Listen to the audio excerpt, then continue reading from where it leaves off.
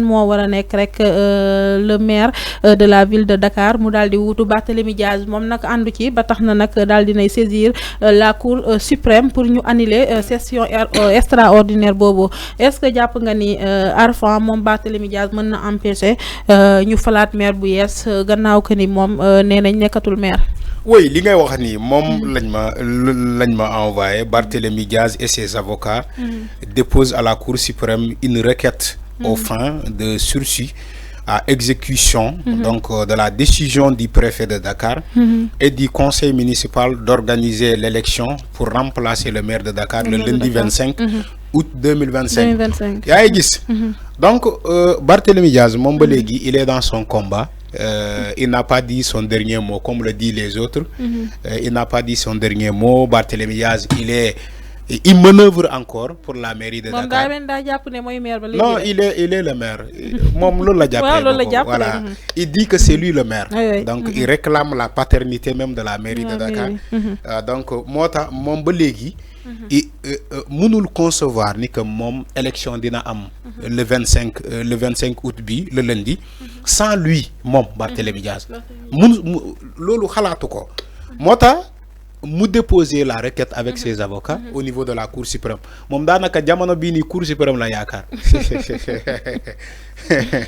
mom cour suprême la yakar. Est-ce que requête bi sax mën na génn avant le 25 est-ce que yéexul. non requête bi mënul génne bala le 25. waaw le 25 mënul yow mënoo déposer une requête hier. le 22 kañ la démb.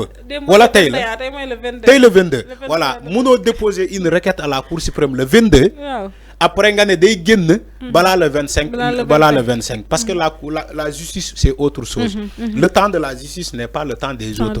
Donc Mota moom Barthélémy il peut déposer cette requête au niveau de la cour suprême. Beneen requête bi mooy par rapport à la destitution de la mairie par le préfet cour suprême nee na dina ci taxaw le 18 septembre. léegi Barthélémy Diaz xam nga lan la bëgg ñu bañ a amal élection ñu xaar. Cour suprême ba mu prononcé le 18 septembre balaa ay nit di taxaw dina dañuy organiser élection Barthélémy Diaz loolu la bëgg. En sachant que loolu c'est pas comment dirais-je la Cour suprême qui le définisse la Cour suprême c'est un tribunal. mooy tribunal bu gën a kawe Sénégal. La Cour suprême. Alors Cour suprême dafay statuer sur des questions sur un jugement mooy maanaam da nga dem ñu atte la. kontaanoo nga dem nga déposer recours ba recours bi nga continuer ba recours bi egg ci cour suprême daal di xool soit dafay casser décision bi ne leen attewaat leen loolu parce que dafa am ay vices baaxul atte bi baaxul dama koy casser pour ngeen attewaat wala cour suprême confirmer atte bi loolu mooy taxawaay cour suprême. Même dans la destitution de Barthélémy Diaz de la mairie de Dakar la cour suprême ne va pas juger.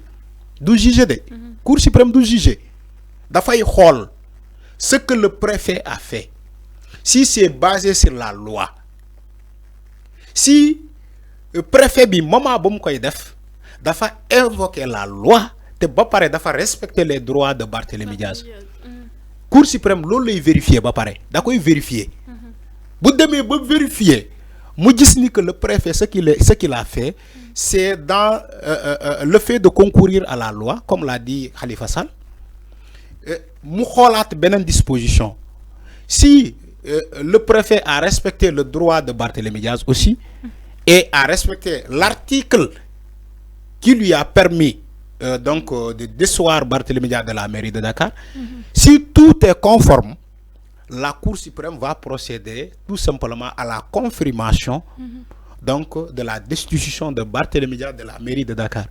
Maintenant paramètres yi ma wax nii bu fekkee Cour suprême vérifier na ko mu gis ni que am na ay manquement wala ay lënt day casser décision bi ba pare ne préfet bi fi nga li nga jëlee décision bi fi nga ko basé deful donc du loolu nga war a jël donc leneen la est-ce que c'est deux situations qui s'imposent. comme dernière situation bi nga wax est-ce que Barthélémy Dias jàppul ni moom situation boobu moom mooy am ba tax na bëggul kenn remplacer ko parce que yaa ngi koy wax septembre suma juumul si la ñuy joxe kon verdict boobu noonu. est-ce que kon bëggul ci 2 mois. oui mais oui bien sûr j'ai compris ce que j'ai compris li nga wax. waaw ñu bàyyi ba kay àtte ba pare. oui xam nga kuy dem guerre da ngay ne damay gagner.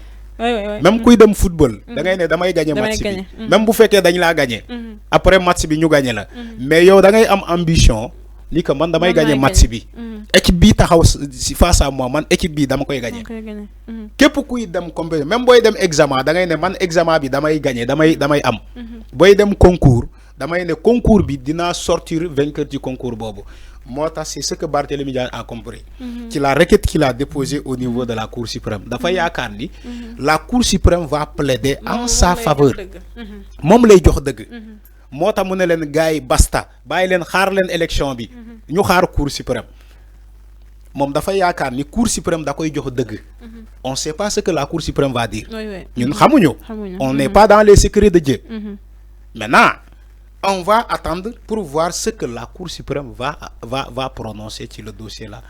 Mais les élections ne peuvent pas attendre.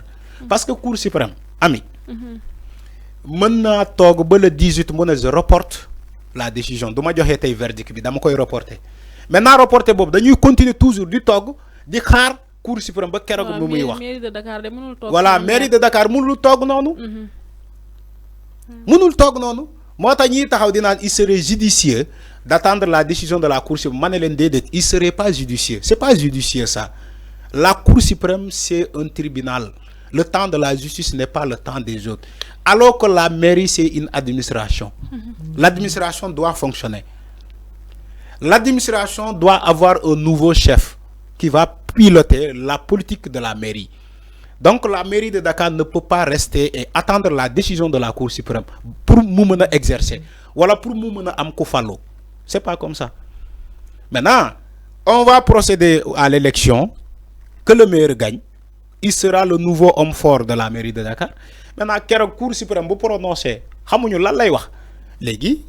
Ce que la Cour suprême va prononcer sera appliqué aussi. Parce que les décisions de la justice sont à appliquer. Voilà, c'est les deux choses-là. Maintenant, Barthélémy Dias. Enfin, li ñu naan ginax day bari pax. Est-ce que gënul woon moom mu ut candidat ci élection yi comme mu espérer gagner ko moo gënoon muy oui, Barthélémy Dias a un candidat au niveau de la mairie de Dakar. Il a un candidat. Il a un candidat. Il a des hommes là-bas. Pour nga xam lolu. Il a des hommes au niveau de la municipalité. Barthélémy Dias. D'ailleurs, il est en train de convaincre ces personnes-là pour que nous devons tout pour l'élection bi baña am ci la mairie de Dakar. Il est en train d'instrumentaliser ces personnes-là pour que l'élection bi baña am le lundi 25. Parce que ñom conseil municipal yi suma juumu ñoy voter. Ñom ñoy voter. Té Barthélémy Dias, il a des personnes là-bas, il a des hommes là-bas ci le niveau Khalifa Sall no mo amé ay nit ci la municipalité, non la Barthélémy Dias amé ay nit ci les conseils municipaux. Donc Barthélémy Dias lu mënta def pour que conseil municipaux yoyu jéma xajamal élection bi pour nous repousser quoi, il est en train de faire ces manœuvres là ainsi que la requête qu'il a déposée au niveau de la Cour suprême lolu kessé la mi ngi non alfan kon moom Barthélémy Dias en tout cas mi ngi ci ay pexem pour kon élection bobu baña am en tout cas ay pexem dinañ suivre évolution bi ba loxo dina dar gémé dafa yaakar ni Cour suprême jamono décision yu muy jël fan yi c'est contre le gouvernement. Donc c'est le constat que les gens ont fait. Que la Cour suprême est en train de prendre ces dernières heures, la Cour suprême prend des décisions qui sont contre le gouvernement. Mota Barthélémy Dias am yaakar ni que Cour suprême dina ko jox deug. Parce que constat bu ñu def jamono bi ni la Cour suprême plaide en la défaveur du régime en place. C'est constat ba ñi def ñi constat bobu lañu def voilà waxuma ni que lool mo am mais c'est un constat mota Barthélémy Dias bëgg ñu xaar Cour suprême parce que mom dafa am yaakaar ni que ci pante bu ñu nek ni Cour suprême il plaide en la défaveur du régime dinañ ko jox deug mom Barthélémy Dias donc yaakaar boobu la am na solo kon ñu xaar ba le 25 ba xam ndax élection yooyu dina am wala Barthélémy Dias mooy mujjee rek daal di am gain de cause kon ñu jàll Arfan ci le visite du président de la République son excellence au Japon maa ngi koy wax sànq ñu ngi fay xaatim ay accords yoo xam ne yu am